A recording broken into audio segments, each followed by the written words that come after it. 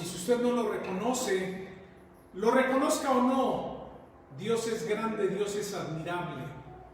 Él reina, ¿verdad? Él reina con todo poder. Admirable, admirable es nuestro Dios.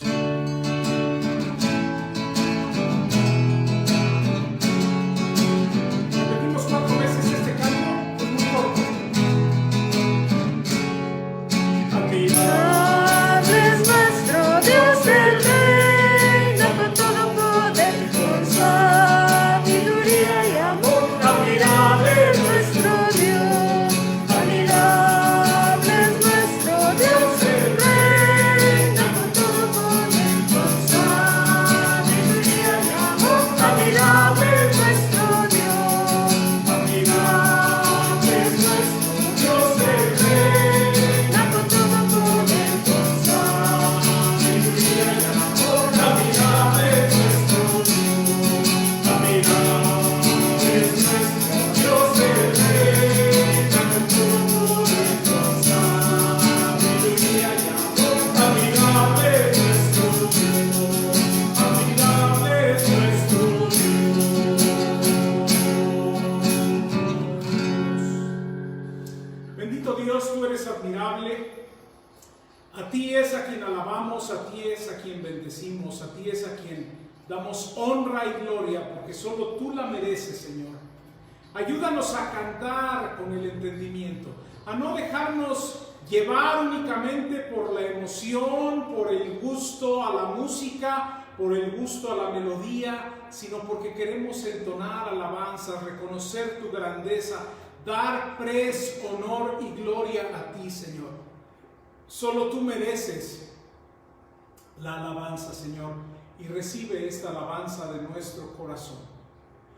Bendice también la exposición de tu palabra y háblanos, Señor, porque hay muchas cosas en las cuales debemos de crecer. Ayúdanos a crecer, Señor. Te lo pedimos en el nombre de nuestro Salvador, Jesucristo. Amén.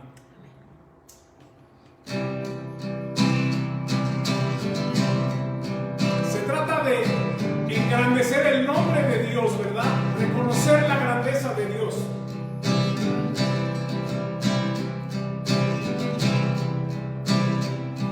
Glorioso Rey, Señor, vestido en majestad, el gozo en ti está, la paz en ti está. Se viste todo en luz, la misma oscuridad, tiembla ante su voz, tiembla ante su voz. Cuán grande es Jehová, canta así, cuán grande es Jehová, veremos y cuán grande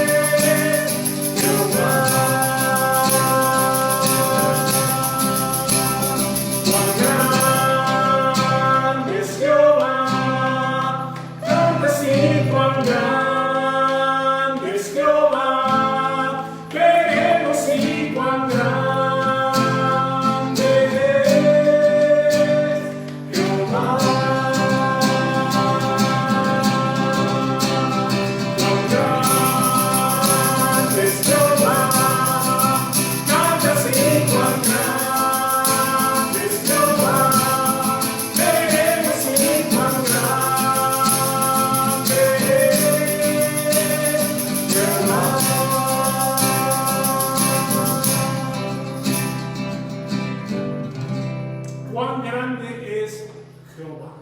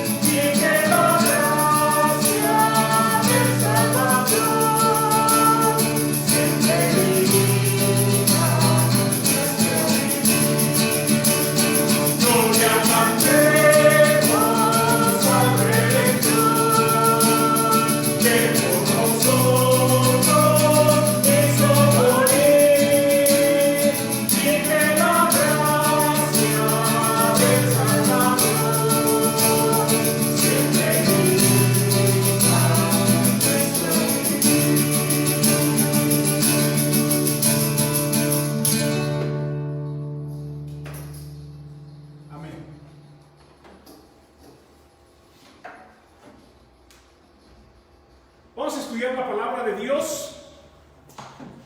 Es el momento en el cual estudiamos la palabra de Dios, siguiendo con nuestra serie que iniciamos la semana pasada. Apenas la iniciamos, está nuevecita y fresquecita, estudiándola poco a poco, al día, ¿verdad? Así que vamos en esta mañana a abrir nuestras Biblias en la segunda carta de Pedro.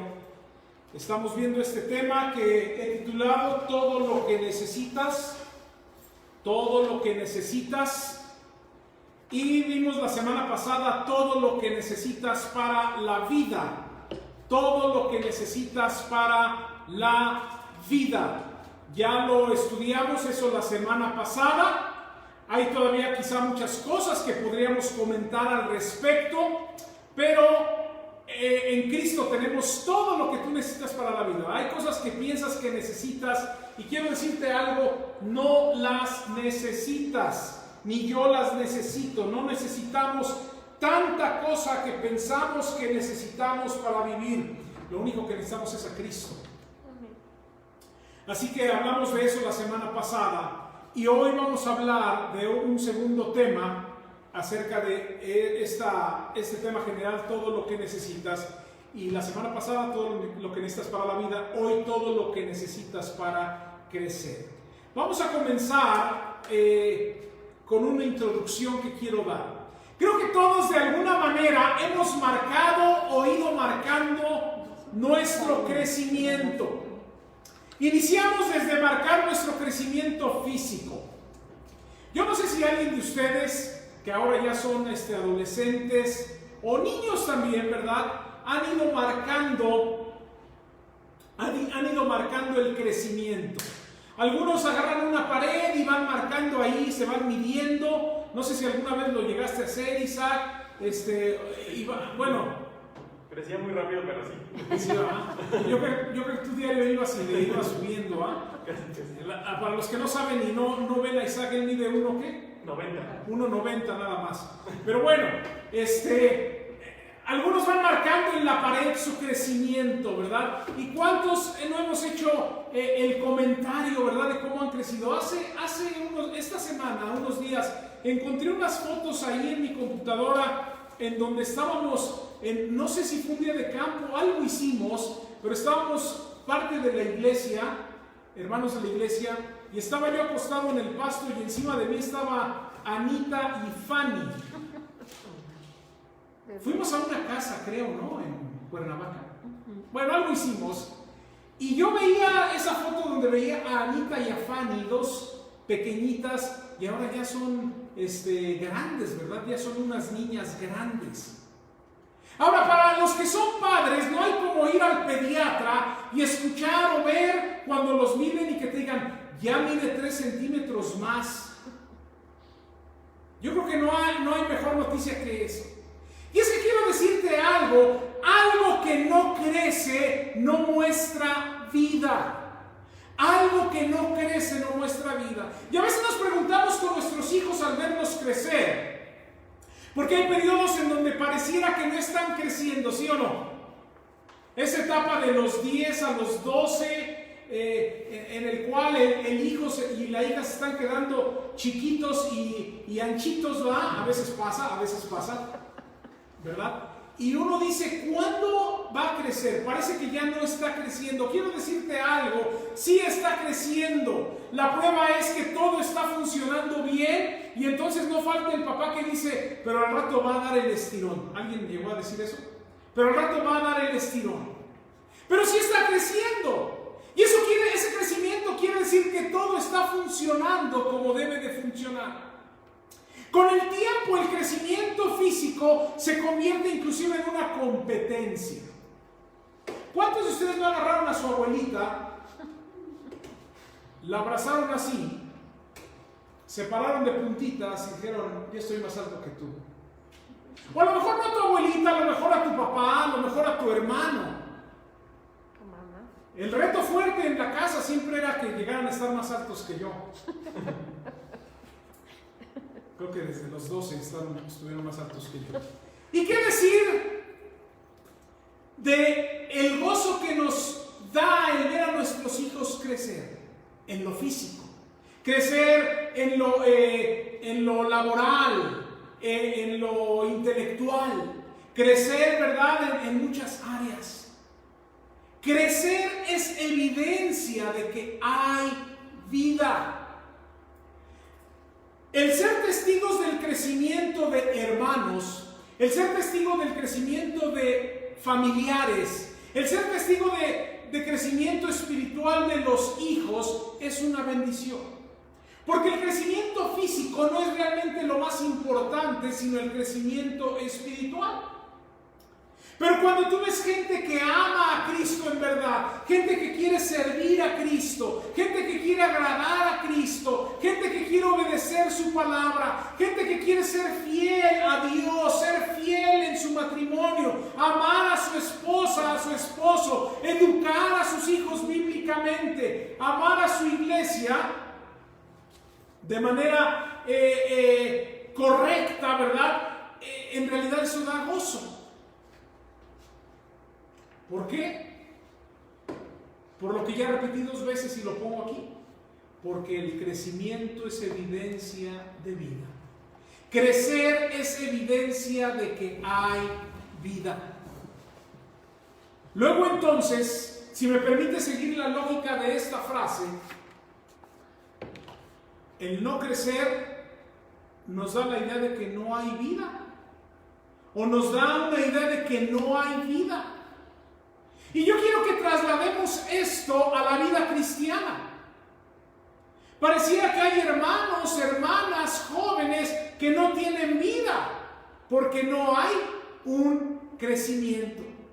Pedro habla a los cristianos de aquella época, de aquel lugar, en la zona de lo que hoy se conoce como Turquía, y les habla y les dice lo siguiente. Segunda de Pedro 1:5, dice así el texto. Fíjese bien lo que dice. Ponga atención. Vosotros también, poniendo toda diligencia en esto mismo, añadid a vuestra fe virtud, a la virtud conocimiento, al conocimiento dominio propio, al dominio propio paciencia, a la paciencia piedad, a la piedad afecto fraternal y al afecto fraternal amor. Un texto muy conocido. Pero quiero decirte que Dios nos ha dado todo para crecer espiritualmente. Y que el crecimiento importante es el crecimiento espiritual. Gloria a Dios por los jóvenes, niños y jóvenes que han crecido físicamente. Qué bueno, Isaac, que mides 1.90, ¿verdad? Para mí me quitaría muchos problemas de encima el poder cambiar un foco como tú los cambias aquí, ¿verdad? Sin usar nada para subirte. Ahorita creo que estabas viendo esa lámpara, ¿no, Isaac? ¿Es tu ejercicio tocarla o qué? Yo tengo que jalarme una escalera de esas grandes, ¿verdad? Y qué bueno que crezcan físicamente, qué bueno que crezcan de esa manera, qué bueno que crezcan en la escuela. Tenemos alumnos muy aplicados en la escuela, tenemos chicos, ¿verdad? Desde niños, adolescentes, jóvenes que son muy buenos en la escuela. Tenemos adultos muy buenos. Dios nos ha bendecido con hermanos, hermanas profesionistas que han tenido la oportunidad de estudiar una carrera, de entrar a trabajar a un buen trabajo. Tenemos doctores médicos, ¿verdad? Doctores con doctorado, y Dios nos ha bendecido con esa riqueza, ¿verdad? En ese ámbito intelectual, laboral. Pero ¿sabes qué? Ese crecimiento no es el más importante. El crecimiento importante es el que está en Dios, ¿verdad? El crecimiento espiritual. Y tú te has de dar cuenta que en ocasiones te has sentido realizado por lo que has logrado, por tu carrera, por tu trabajo, por lo que ganas, pero al no tener a Cristo o al no crecer en Cristo, te das cuenta de la tristeza. Porque vuelvo a repetir, crecer es evidencia de que hay vida. Pedro quiere decir a los creyentes aquí, exhortarles a que vean que tenemos todo, ¿ah? Todo lo necesario para crecer. Pero ¿qué se requiere para crecer? Permíteme dar dos ideas en esta mañana. La primera es, se requiere diligencia. Ve el versículo 5. Vosotros también, ¿poniendo qué? Toda diligencia. Poniendo toda diligencia. Poniendo toda diligencia. Hermanos, para crecer se requiere poner toda diligencia. Toda diligencia. Es decir, no se da por sí mismo el crecimiento de manera natural. Tenemos que poner toda diligencia. El crecimiento espiritual requiere un gran esfuerzo. Porque hay muchos creyentes que no han puesto toda diligencia en su crecimiento, y son los creyentes de los que habla Pablo a Timoteo cuando dice que tienen apariencia de piedad, pero con sus hechos la niegan. 2 Timoteo 3:5. Hay gente que se dice cristiana y cristianos que van por el mundo diciendo soy cristiano, sé de la Biblia, la he leído muchas veces, sé versículos, sé dar una clase, ¿verdad? Pero con sus hechos niegan esa apariencia de piedad. Este tipo de religión no es lo que agrada a Dios. Y por eso hoy hay cristianos creyentes que nunca despega su vida, que nunca arranca su vida, crecimiento, en un estado de letargo, cuando ves que aquel crece dices, ahorita está emocionado porque apenas es nuevo creyente, ahorita le quiere echar ganas porque empezó el año, ahorita le quiere echar ganas porque salió de la enfermedad, y te conviertes en la gente más crítica de los que sí están creciendo. Hay creyentes que de su vida no despegan el crecimiento. Siguen con buenos deseos, con un poco de conocimiento de la Biblia, tienen las mejores ideas de todos los hermanos en la iglesia, tienen las mejores intenciones, tienen las mejores críticas, pero no despegan. Porque por muy buenas que sean tus intenciones que tengas y tus propósitos, por mucho conocimiento que tengas, por muy bueno que seas para hacer las cosas y digas, yo podría dar mejor clase que Isaac, ¿verdad? O yo podría hacer mejor el trabajo en la compu que Pati, ¿verdad? Por mucho conocimiento que sea, ¿verdad? Será inútil porque no lo estás llevando a cabo y no estás involucrándote, no lo estás practicando. ¿Por qué? Porque dice el texto que para crecer tienes que poner un gran esfuerzo. Dice el versículo 5, poniendo toda diligencia. Hay un esfuerzo que vale la pena, hay un esfuerzo que es útil, hay un esfuerzo que trae fruto, y ese es toda la diligencia que pones para crecer. ¿Cómo podemos crecer? Fíjate bien, ya Pedro nos dijo en el versículo anterior, quiero recordarte esta enseñanza, ya nos dijo, ¿verdad?, que somos participantes de la naturaleza divina, ¿se acuerdan? Ya Pedro nos dijo que hemos sido puestos en libertad para estar huyendo de nuestra propia concupiscencia, ¿se acuerdan? Y el trabajo de huir de tu propia concupiscencia, que son los malos deseos, esa es la diligencia en la cual te debes enfocar. Tengo que decir no al pecado, tengo que decir no a esto, ¿verdad? Y todo eso involucra trabajo, es esfuerzo, es aplicarte, es hacer, es no dejar que las cosas y la vida pasen, ¿verdad? Y tú sigas siendo el mismo sin hacer algo, ¿verdad? Es intervenir, es involucrarte, es trabajar.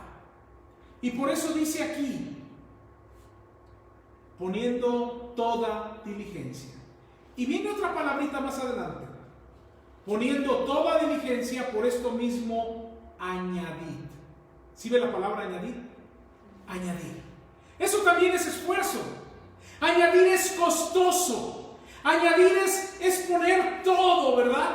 ¿Por qué? Permítame hablar de esa palabra añadir. La palabra griega traducida añadir, en otras versiones se traduce como suplir, complementar, agregar. Y dice el texto, tienes que añadir, complementar, suplir, agregar a tu fe en Cristo, a esa fe, ¿verdad?, que has puesto en Cristo, tienes que añadir. Pero quiero decirte que la palabra añadir, aparte de que es un imperativo, es decir, es una orden, es la orden principal de las 7 cosas que va a mencionar Pedro. ¿Sí me explico? De tal manera que el añadir es muy importante. Es un mandato. Significa otorgar, dar, proporcionar, mantener. Ahora quiero decirte algo. La palabra añadir es una palabra griega muy interesante. Literalmente, añadir, se usaba esta palabra para referirse a un maestro o encargado de un coro. Ahora usted puede decir, ¿eso qué tiene que ver? Bueno, en los grupos corales antiguos, el director del coro era responsable, qué bueno que ahora no, de suministrar todo lo necesario para el grupo. Todo lo necesario para el grupo. Por lo que el término director de coro pasó de referirse a un director de coro y más bien se refería a un proveedor. ¿Sí me explico? A un proveedor. Una de las autoridades en el griego, de nombre William Barclay, explica el trasfondo de esta palabra añadir. Y dice, proviene de un sustantivo que literalmente significa líder de un coro. Quizá el mayor regalo que Atenas le dio al mundo fueron las grandes obras de teatro de hombres como Sófocles. Estas obras necesitaban de grandes coros y las producciones corales eran muy costosas, porque era no nada más el vestuario y los instrumentos y muchas otras cosas que se tenían que usar. En los grandes días de Atenas hubo ciudadanos, figuras públicas, que de manera voluntaria se convirtieron en productores de estas obras y de estos coros. La labor de estos encargados o productores, o los que mantenían la obra, los que ponían los recursos, era llevar a cabo todos los gastos que se requerían para poner una obra.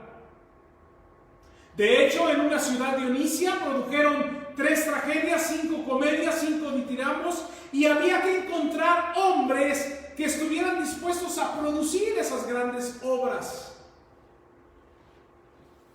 Con el paso del tiempo,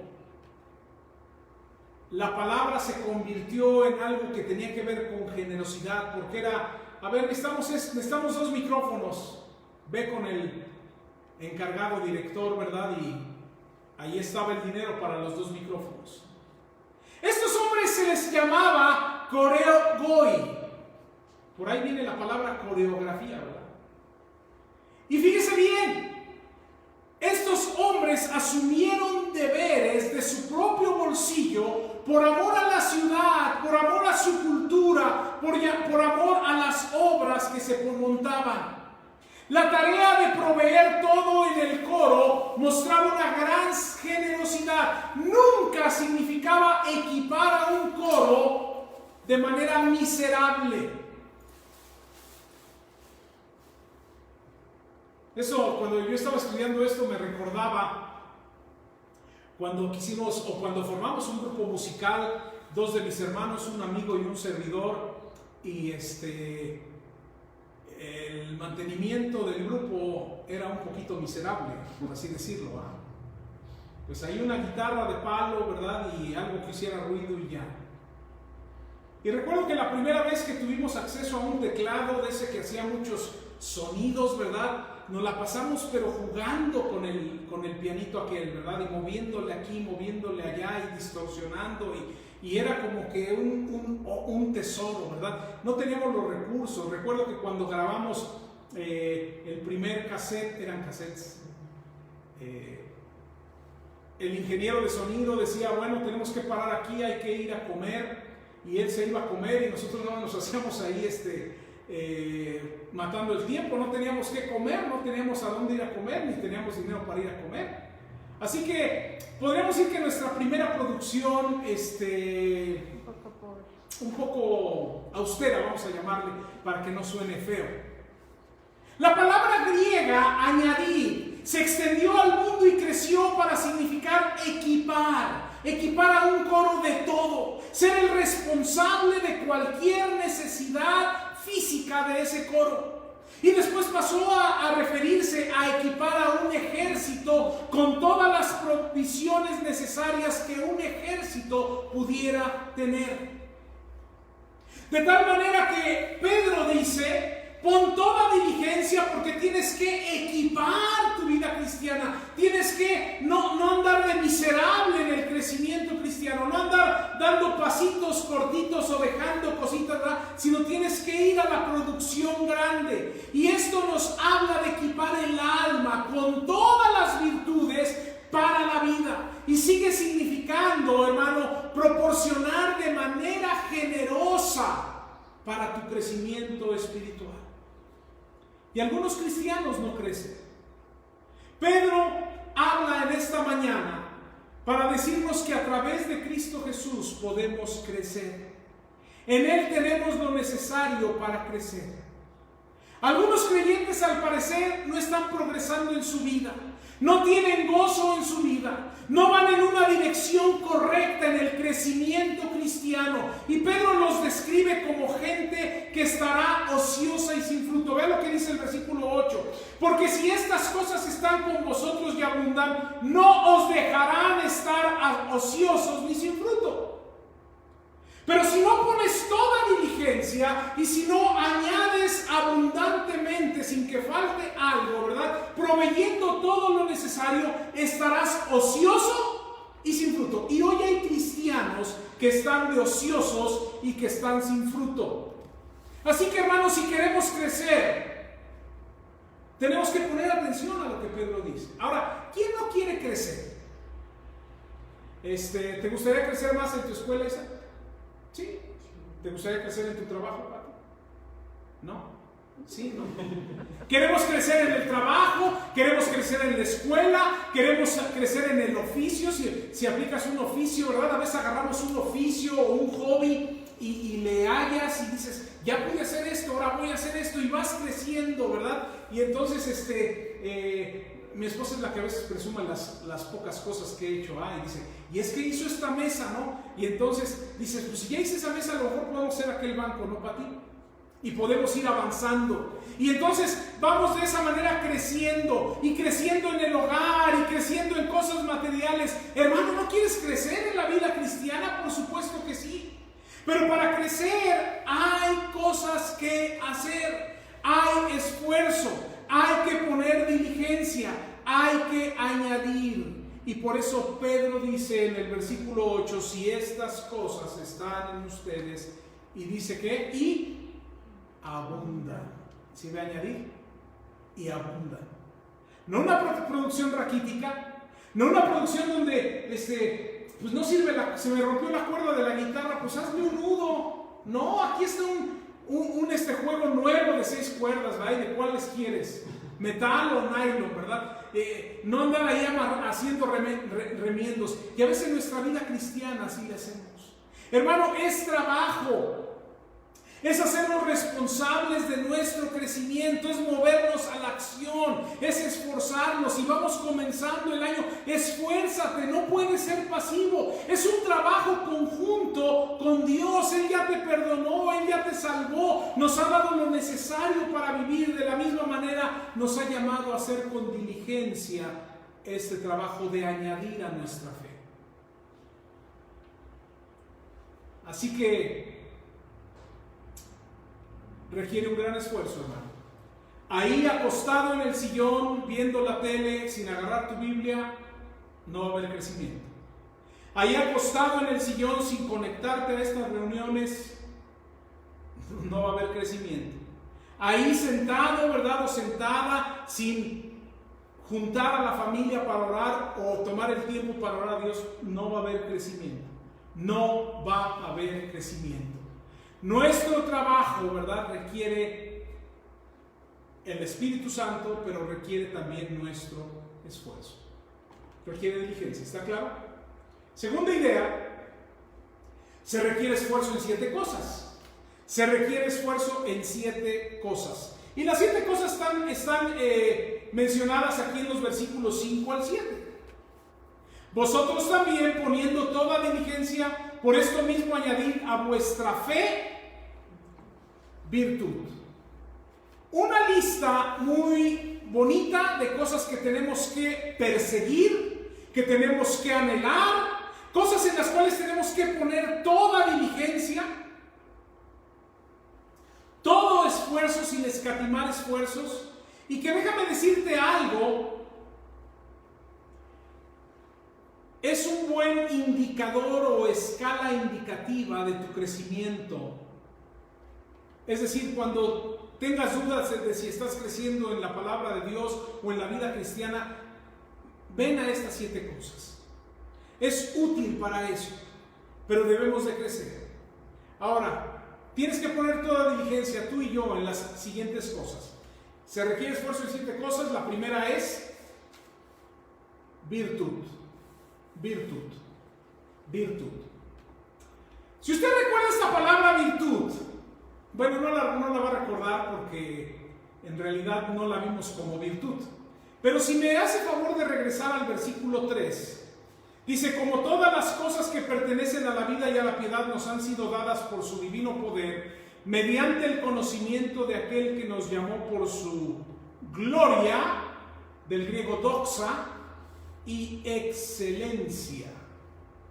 ¿Qué cree usted? que estudiando el griego vi que la palabra excelencia es la misma palabra virtud. Así que permítame, si usted tomó notas la semana pasada y sabe qué es excelencia al referirse a Cristo, sabrá qué es virtud. Pero si no tomó notas, se lo voy a recordar. Virtud se refiere a la excelencia moral. Excelencia moral. A esa fe que hemos puesto ya en Él, a esa fe, ¿verdad?, que tenemos en Cristo, tenemos que agregar excelencia moral. La evidencia de tu fe se verá reflejada en la excelencia moral con la cual te conduces por la vida. Excelencia moral. No es ni siquiera la moral del mundo, no es ni siquiera lo aceptable del mundo, sino excelencia moral. Hoy hay gente cristiana entre comillas, que está viviendo una doble vida. No tiene para nada excelencia moral.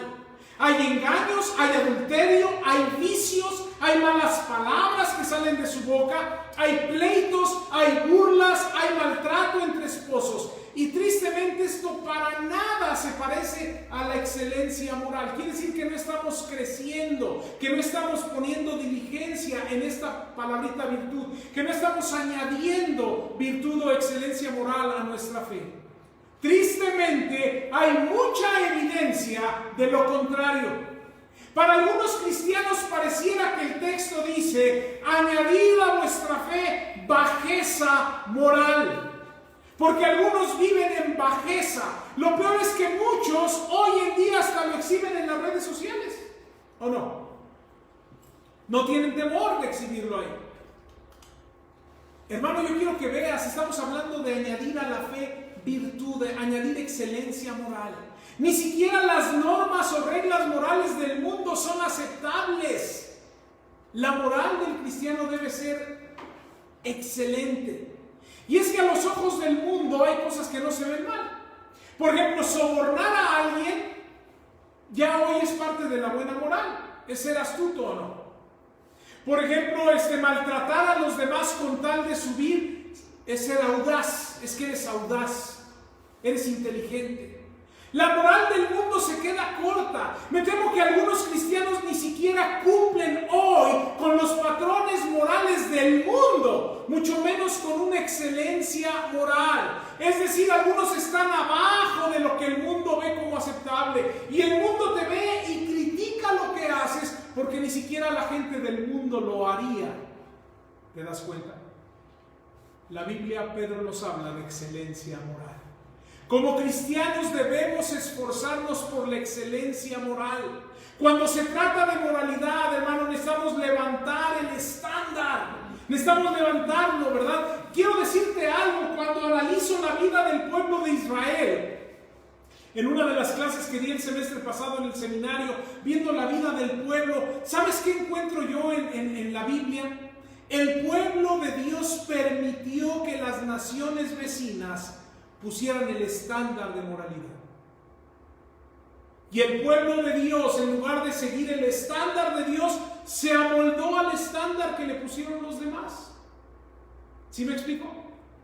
Muchos caemos a veces en ese estándar y aprendemos una lección que a veces es dura. Hace mucho tuve una mala experiencia en donde vivíamos, no vivíamos aquí, vivíamos de aquel lado. Y no había pasado la basura, recuerdo, en aquella época, y decidí salir en la noche a tirar la basura en un lugar en donde todos los vecinos la ponían. A pesar de que había un letrero que decía no tirar basura, todos los días había un montón de basura ahí porque al siguiente día el camión pasaría y la recogería. ¿Sí me explico? ¿En sus colonias ha habido algo así o lo han visto en alguna colonia? Sí, ¿no? Y entonces sucede que yo dije, bueno, pues la voy a dejar ahí y voy y dejo las bolsas, ¿verdad? Y me ven 2 policías. Mi argumento era, O sea, es que vea, no son las únicas bolsas, toda la gente pone aquí sus bolsas. Vea, ahí están. Dice, sí, pero vea lo que ahí dice. Ah, no, sí, pero le digo, pero aquí los que vivimos aquí por años lo hemos hecho así. Pues sí, pero no lo debe de hacer. Y entonces me llevé una experiencia que nunca se me olvidó, ¿verdad? En cuanto a, no tienes que dejarte llevar por lo que los demás están haciendo. Estás parado en el semáforo y está el alto, tú tienes que estar en el alto. Te está tocando el de atrás para que te pases, ¿sí o no? No me voy a pasar, porque está el alto. Pero a veces nosotros queremos ser más vivos, ¿verdad? Y ni siquiera cumplimos con los estándares morales del mundo. ¿Por qué? Porque dejamos que el mundo, ¿verdad?, también dicte o dictamine lo que debemos de hacer. Necesitamos tener excelencia, hermanos, en áreas de moralidad, elevarnos por encima de los estándares del mundo, adquirir excelencia moral, hermano, y esto requiere disciplina, requiere poner toda tu diligencia y añadir, ¿verdad? Necesitamos disciplina, hermano, para añadir. ¿Qué hacemos muchas veces cuando no queremos alcanzar esa excelencia moral? Te dicen, ¿qué hacemos? Nos comparamos con los demás. Bueno, sí, yo hago esto, pero deberías de ver lo que hace el vecino de ahí enfrente. Bueno, sí, yo hago esto que está mal, pero si tampoco vieras, si tan siquiera vieras a la vecina de aquí al lado. Y entonces tendemos a compararnos, aún en la misma iglesia, en tu mente. Ah, bueno, a lo mejor yo no apoyo esta actividad, pero el hermano tal tampoco apoya y la hermana tampoco. Hermano, no se trata de compararnos con otros, sino de aprender lo que Pedro nos enseña y dice, añade virtud, añade excelencia moral. Pedro nos exhorta diciendo, tú tienes esa participación de la naturaleza divina.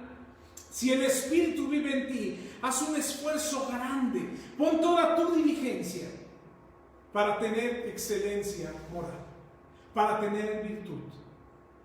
Hazlo con toda tu energía. Hermano, ¿qué cosas has estado haciendo que no son excelentes en cuestión moral? Tú lo sabes, yo lo sé en cuestión mía. ¿Qué estamos haciendo? Pero eso nos lleva a la segunda cosa que tenemos que añadir,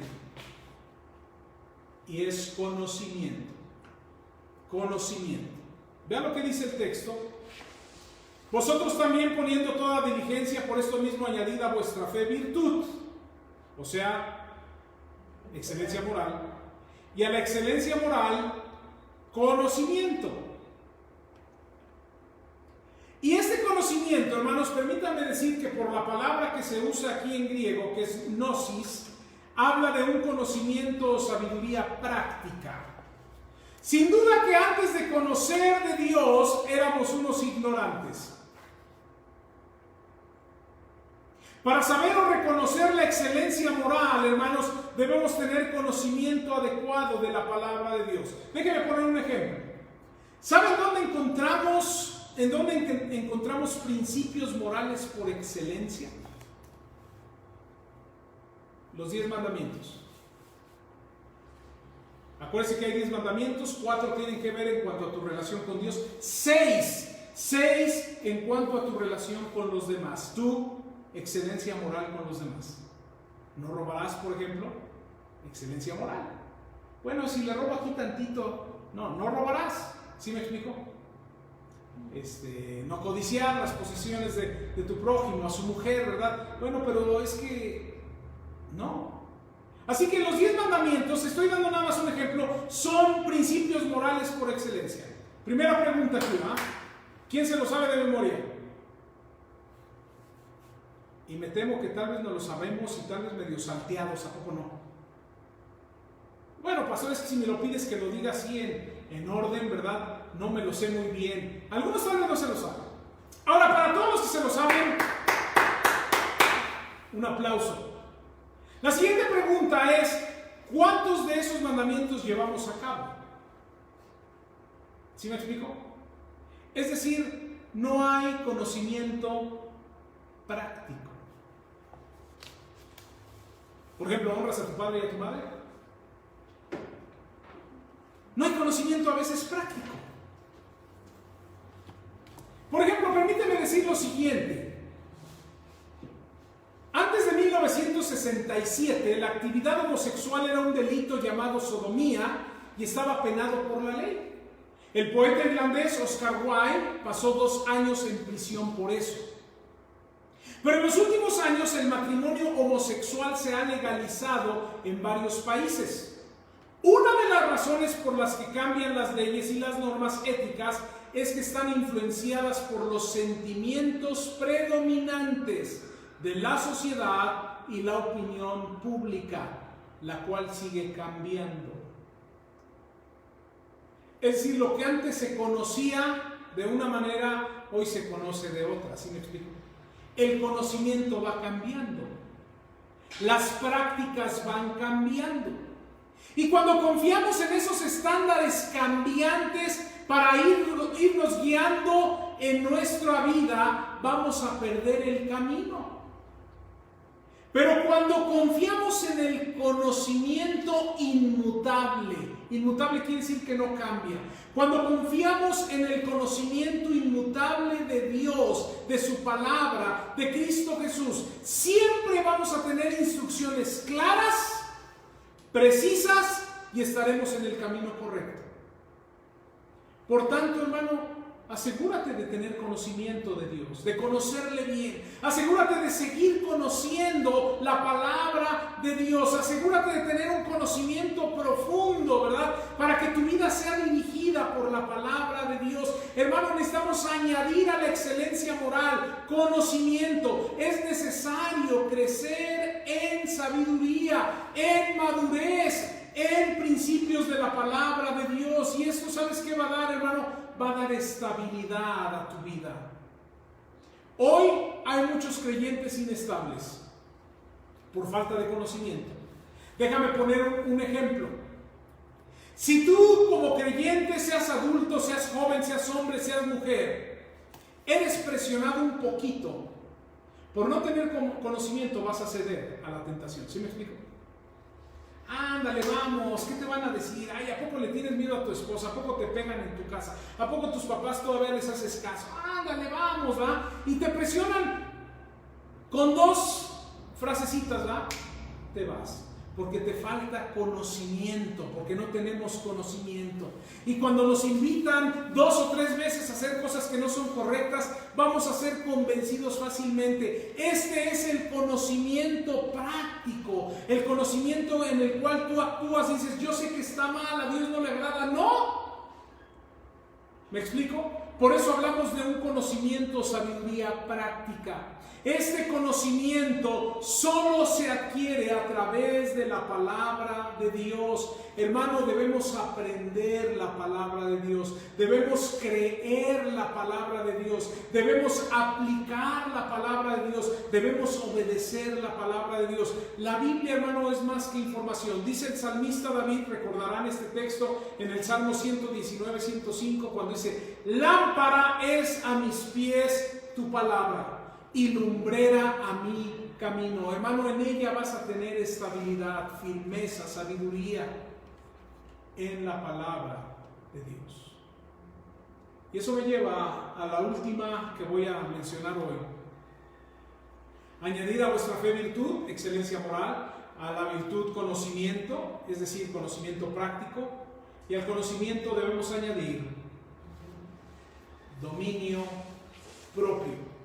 Dominio propio. La falta de dominio propio, hermanos, es un mal de nuestra sociedad. Es una carencia que vemos y lo vas a ver en la calle y lo vas a ver en tu casa y lo vas a ver en tu entorno. No hay dominio propio. ¿Cómo podemos definir el dominio propio? Permíteme darte una breve definición de esto. Es el control de tus pasiones en lugar de que tus pasiones te controlen a ti. Es el control de tus pasiones en lugar de que tus pasiones te controlen. Encontramos hoy una falta de dominio propio en personas cuando están comiendo, por ejemplo, de manera compulsiva. Es no tener dominio propio. Personas que mataron a alguien porque no pudieron dominar su ira y terminó en una barbaridad de ese tipo. Podemos ver, usted póngase a pensar, muchos, si no es que la mayoría de los accidentes de tránsito se deben al exceso de velocidad. Y el resultado de ese exceso de velocidad es que hay muchas muertes. ¿Me explico? ¿Sí? Ahora, el que va a exceso de velocidad sin respetar las leyes o las reglas o el límite de velocidad no está teniendo un dominio propio. ¿Me explico? Es decir, yo quiero correr, yo quiero sentir. Las personas que van manejando alcoholizadas y que cometen también algún tipo de accidente es porque no hubo dominio propio de decir no debo de beber si voy a manejar. Hermano, me temo que hoy hay hombres, mujeres, jóvenes, varones, jóvenes, señoritas que se han convertido en esclavos de muchas cosas porque no tienen dominio propio, porque no pueden controlar sus pasiones y han dejado que sus pasiones los controlen a ellos. Tal es el caso de gente joven y adulta que es adicta a la pornografía. Tal vez es el caso de gente adulta y joven que es adicta al alcohol. Tal es el caso de personas jóvenes y adultas que son adictos a las drogas. Tenemos a aquellos hoy con una adicción menos dañina, diría, ¿no? Pero siendo adicción es dañina. Y tenemos a los que no se pueden separar un poquitito de las redes sociales y mucho menos de sus celulares. ¿Sí conoce a alguien? Parece que lo traen pegado a la mano, ¿no? Como que trae un pegamento ahí.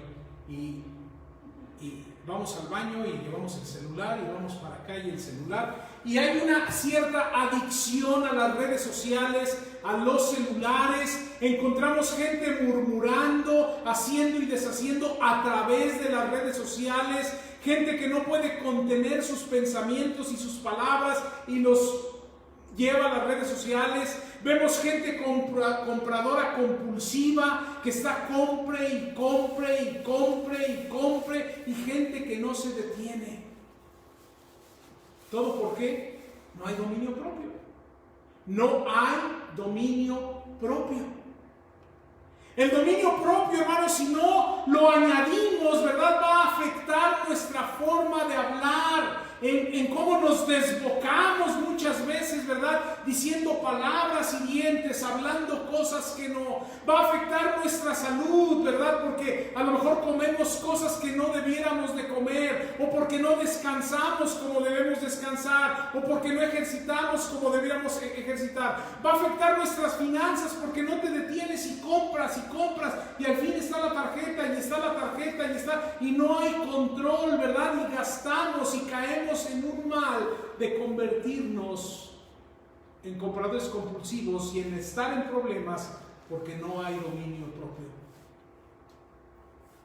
Afecta a tu familia porque te enredas en pecados de carácter sensual y sexual, porque no te detuviste al ver a ese chico, a esa chica, ¿verdad?, y empezaste a tener relaciones que no debes, cuando tienes una familia en casa a la cual debes de atender. ¿Te das cuenta? ¿Y qué sucede? No hay oración, no hay lectura de la palabra de Dios, no hay el ir a Dios, no hay el conectarse a un estudio de la palabra de Dios, y nos lleva a cosas tremendas, la falta de dominio propio. A muchos los lleva a caer en una ira descontrolada que luego trae consecuencias espantosas. Algunos, el resultado ha sido homicidio, el resultado ha sido feminicidio, ¿verdad?, y una serie de crímenes tremendos. Hermano, lo que quiero decir es la falta de dominio propio va a traer consecuencias muy graves. El dominio propio es un control interno del corazón que se manifiesta externamente. Es el control de lo que uno piensa y hace, y nos permite ser sensatos, nos permite ser equilibrados, de manera que todo lo que tú vives sea de acuerdo a la palabra de Dios.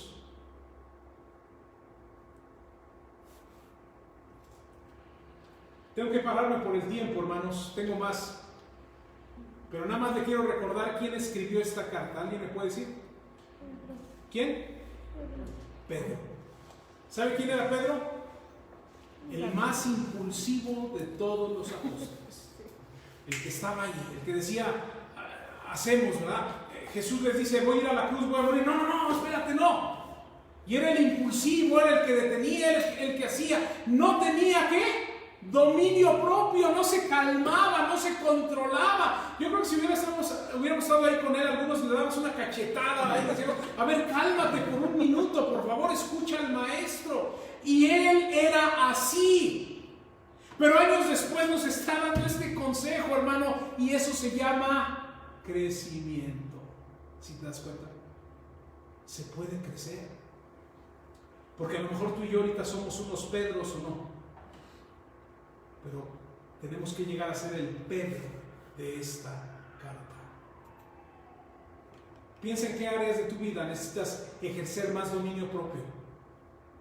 En lo que ves, en lo que comes, en lo que bebes, en lo que metes a tu cuerpo, en tu descanso, en el exceso de trabajo, en lo que gastas, en cómo gastas, en tus estados de ánimo, en tu enojo, en lo que hablas. Hermano, necesitamos reforzar esas áreas con dominio propio, poniendo toda diligencia.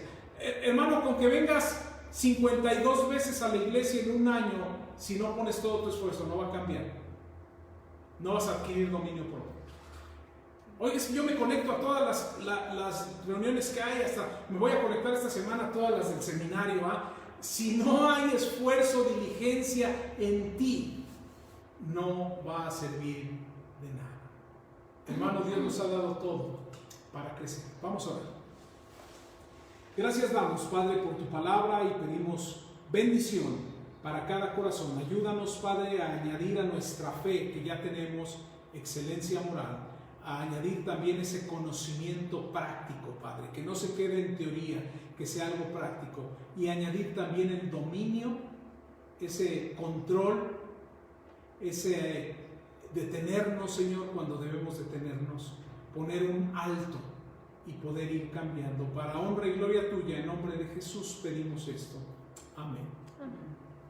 Dios les bendiga. El día miércoles vamos a estar conectados a las 7:30 para poder tener, esta semana son nuestras clases muestra del seminario, y vamos a tener todas las noches a partir de mañana 7:30 a 8:30 una clase cada noche con un diferente maestro del seminario, para que usted los conozca y sepan la clase que van a compartir. Dios les bendiga y reciban un saludo afectuoso.